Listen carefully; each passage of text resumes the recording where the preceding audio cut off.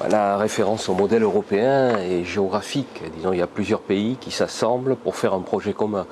Au-delà, on ne voit pas très bien quel est le rapport entre l'UNASUR et l'Union européenne, dans la mesure où l'UNASUR est une structure extrêmement légère et dont la vocation est essentiellement, je dirais, diplomatique. Le Brésil considère qu'il peut arriver à trouver un dénominateur commun minimal.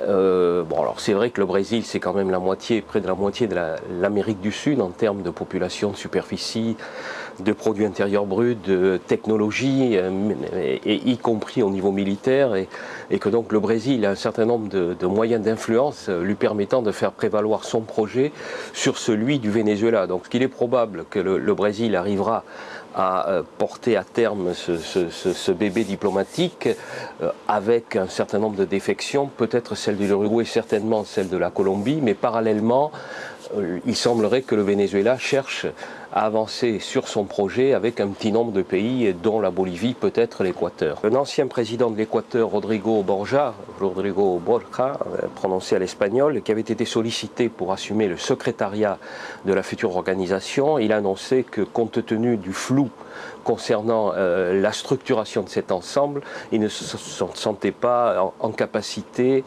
en volonté, ni en désir d'assurer le secrétariat d'une organisation dont il ne sent pas très bien comment elle va fonctionner, ni avec quels moyens.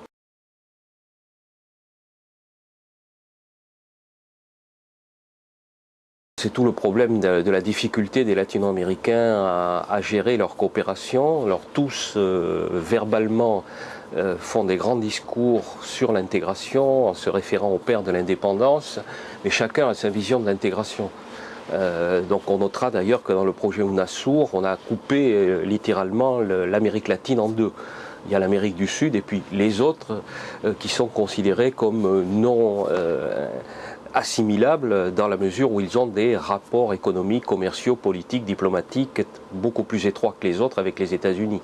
Et encore, même en se limitant à l'Amérique du Sud, on constate que la Colombie a des difficultés à s'intégrer dans cet ensemble. La Colombie qui, elle aussi, est en train de négocier un accord de libre-échange avec les États-Unis, qui a également des rapports diplomatiques et militaires étroits avec les États-Unis, et que par ailleurs, d'autres pays comme le Pérou, mais le Chili pourrait rentrer également dans ce lot, ont des rapports économiques très étroit avec les États-Unis, qui expliquent les difficultés de l'Amérique du Sud à se constituer en entité intégrée commune. Alors le Mercosur et la communauté andine sont des projets différents, ce sont des traités de libre commerce. La communauté andine des nations ne sait pas très bien quelle va être sa réalité, si elle va pouvoir se perpétuer en l'état ou si elle va entrer en sommeil dans les prochains mois. En ce qui concerne le marché commun, le Mercosur, là, il y a une réalité qui se perpétue en dépit des difficultés. Et donc effectivement l'UNASUR vient donner une espèce de chapeau à cet ensemble, à la demande du Brésil, avec deux objectifs en réalité de la part du Brésil, qui ne sont pas fondamentalement des objectifs ou prioritairement des objectifs commerciaux. Le premier, c'est d'avoir une sorte de structure de gestion des crises comme celle qu'a vécue la Colombie, l'Équateur et le Venezuela, et que vivent encore ces trois pays actuellement, sans passer par l'organisation des États américains dans laquelle se trouvent les États-Unis. Donc ça, c'est la priorité. La première des priorités. La seconde des priorités, c'est de créer une structure permettant de faciliter la gestion, la construction, l'élaboration d'infrastructures communes. Il n'y a pas de réseau routier, ferré, permettant de relier très facilement la côte atlantique à la côte pacifique du continent du sous-continent sud-américain. Et là, le Brésil, qui a un gros développement actuellement en direction des pays du Pacifique, est très intéressé par la gestion de ce type d'infrastructure. Il a déjà passé un certain nombre d'accords bilatéraux avec le Pérou, l'Équateur et le Chili. Mais il souhaitait donner un chapeau diplomatique à cet ensemble, d'où le projet d'UNASUR.